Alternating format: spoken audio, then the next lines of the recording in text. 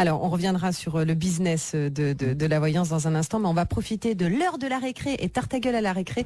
Laure est en ligne avec nous. Laure est professeure des écoles et elle a juste quelques minutes à nous consacrer. Laure, bonjour. Oui, bonjour. Ça y est, les élèves sont dehors. Oui, c'est bon, je m'en suis débarrassée. Oh, bah bravo, et dis donc. Merci d'être avec nous, Laure. Vous êtes donc professeure des écoles en région parisienne. Vous avez 35 ans. Et alors, racontez-nous un peu, vous, que pensez-vous de la voyance, du sujet que nous abordons aujourd'hui sur RTL? Et puis, j'imagine que si vous êtes sur cette antenne, c'est que vous avez déjà eu l'occasion de rencontrer des personnes, à l'instar de Florence Phillips, qui prédisent l'avenir. Oui, absolument. En fait, je crois en pas mal de trucs. Bon, ça dépend des jours aussi. Je crois en ce que je peux au moment où je le peux. Et en fait, moi, j'ai été consultée à un moment où j'ai eu besoin d'avoir des réponses sur une question précise et des réponses que la personne... j'avais une relation un petit peu compliquée et cette personne-là, mon ami, ne m'apportait pas les réponses que moi je souhaitais. Et donc, je me suis tournée vers la voyance pour essayer d'avoir des réponses parce que lui refusait de m'en donner. En fait, c'était juste ça. J'étais vraiment dans un flou assez inacceptable et je me suis dit, mais pourquoi pas demander à une personne. C'était quelqu'un qui était très renommé. J'entendais parler de lui depuis 2 ans déjà. Voire un an et demi, 2 ans. Oui. Et il avait une réputation très prestigieuse en fait. Donc je me suis dit pourquoi pas. Alors, voilà. Dans un instant, Laure, vous allez nous expliquer comment ça s'est passé, justement, avec cette personne que vous avez rencontrée. Les élèves sont toujours dehors. Vous restez vraiment là où vous êtes. Alors, on a eu un petit problème de téléphone, donc ne bougez plus. et on va vous reprendre dans un instant sur l'antenne d'RTL. Flavie Flamand sur RTL. On est fait pour s'entendre. Laure est toujours en ligne avec nous. Laure, vous êtes dans votre classe, c'est ça ? Non, je suis dans le bureau de la directrice, elle a pris ma place et j'ai pris la sienne. Vous avez viré la directrice? Exactement. Vous la remercierez en tout cas pour nous parce que grâce à elle, ça nous permet effectivement d'avoir une conversation avec vous aujourd'hui. Donc Laure, vous nous expliquez il y a un instant qu'à l'âge de 22 ans, suite à une rupture difficile, vous avez consulté un voyant. Vous vous êtes rendu donc à ce rendez-vous. Dans quel état d'esprit étiez-vous? Parce que visiblement, vous n'obteniez pas les réponses que vous vouliez, donc vous avez choisi à un moment donné d'aller le voir. Qu'est-ce qui vous a motivé ce jour-là? Alors, ce jour-là, rien. 2 mois avant, lorsque j'ai pris le rendez-vous, là, j'étais vraiment motivée. J'ai eu quand même 2 mois d'attente, car il était vraiment, surbooké. Donc, c'était une attente fébrile. J'étais persuadée d'avoir les réponses à mes questions. Enfin, voilà, est-ce que je devais continuer d'espérer quant à cet homme-là? Est-ce que j'allais dans la bonne direction? Est-ce que j'attendais pour quelque chose ou pour rien? Mais personne ne pouvait vous apporter ces réponses-là, en fait, Laure? Ah non, il avait fui à l'autre bout de la France, s'enfermer dans un chalet en montagne. Oh, non, c'était quelque chose d'assez compliqué quand même. Donc, et moi j'étais, un petit peu désœuvrée et je ne savais pas quoi faire et j'arrivais pas du tout à m'en détacher parce que qu'on me dise oui, c'est très bien, qu'on me dise non, c'est très bien aussi, au moins on se détache. Là, j'étais dans l'incertitude et c'est plus difficile. Et je refuse de rester dans l'incertitude. C'est pour ça que j'étais voir un voyant qui concrètement n'a rien à voir avec l'histoire, mais je me suis dit qu'il allait pouvoir voir. Voilà. D'accord. Alors qu'est-ce qu'il a vu?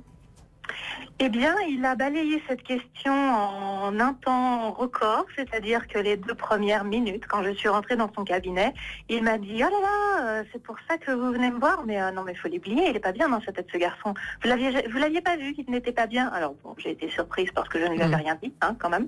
Et j'ai fait « non, je ne savais pas. » Ah ouais, non, ça c'est rien. Bon, par contre, alors sinon, il y a ci, il y a ça, et il a commencé à me parler de plein d'autres choses. Donc, effectivement, j'ai eu la réponse à ma question qu'il fallait que j'arrête de m'obstiner sur cet homme-là. Et j'ai eu un espèce de, un privilège et un florilège, on va dire, de tout ce qu'il a vu dans mon passé, dans mon présent, dans mon futur aussi. Et j'ai été très étonnée et assez perturbée quand même, c'est assez perturbant. Est-ce que vous êtes retournée le voir? Eh bien non, malheureusement, cet homme-là était malade et il est décédé peu de temps après. J'ai eu 5 ans après le regain d'envie de nouveau encore par rapport à une rupture pour le revoir. Et puis là, j'ai eu la réponse que je redoutais parce que j'avais vu qu'il n'était pas très très bien, que effectivement il n'était plus de ce monde. Donc J'ai été après consulter quelqu'un d'autre qui m'avait été recommandé vite fait. C'était pas du tout la même chose. Je n'ai pas eu le même ressenti. Et là, j'ai eu une consultation comme on peut voir dans les publicités, c'est-à-dire oui, tu vas avoir de beaux enfants, un beau mari, tout va bien, tu vas gagner plein d'argent, tu es belle ma fille, ça fera 50 €. D'accord, ok. Bon, alors ça, effectivement, c'est une partie de la profession dont nous reparlerons un petit peu plus tard avec nos invités.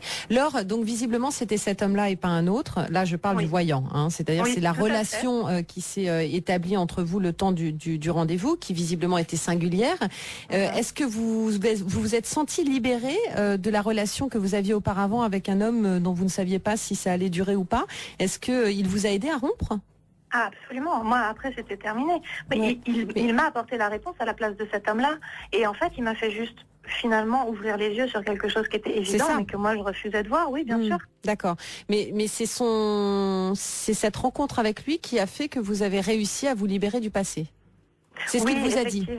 Vous n'auriez pas pu trouver ça seul, Laure, en vous disant, bon, bah là, il me trimballe, il est parti à l'autre bout de la France. Oui, bien sûr. Mais j'étais en train de toute façon de travailler. J'avais un travail sur moi en cours parallèlement. Hein. C'était aussi, je parlais à d'autres gens. J'ai un petit peu entendu de quoi vous parliez avant. Je parlais à d'autres gens. Ce n'était pas mon unique interlocuteur, ce voyant que j'ai été voir. Mais en fait, les choses qu'il m'a dites après avoir parlé de cet homme, c'est-à-dire les choses sur mon passé, il a vu énormément de choses. Il m'a donné des prénoms. Il a vu des choses qui se sont aussi révélées vraies après. Finalement, m'a prouvé son sérieux sur le moment et m'a fait me dire que s'il avait vu qu'effectivement cet homme, l'homme qui me faisait souffrir, n'était pas, et je cite, il n'est pas bien dans sa tête, c'est bon, j'allais pas continuer les frais. En fait, c'était, voilà, juste ça. Je m'en doutais, je le savais, bien sûr, j'avais eu les signes avant-coureurs, et puis je savais bien que c'était, mais on essaye toujours, enfin bon, voilà, côté fleur bleue, oui, je comprends. Il existe aussi chez moi. Et là, le fait qu'il me dise ça, je me suis dit, bon, d'accord, bon, alors, forcément, c'est un petit peu cavalier de me le dire de cette façon-là, mais il n'y a pas de problème, je l'entends. Mais ce qu'il m'a dit après m'a fait penser qu'effectivement, il avait vu quelque chose, il avait vu clair dans le jeu de cet homme sans le connaître.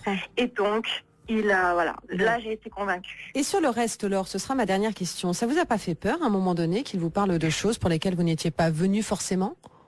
Alors peur, non. J'ai pensé vraiment, parce que j'ai quand même un esprit un peu scientifique quand même, quelquefois, j'ai pensé qu'il m'avait espionné. J'ai pensé qu'il avait mis mon téléphone sur écoute.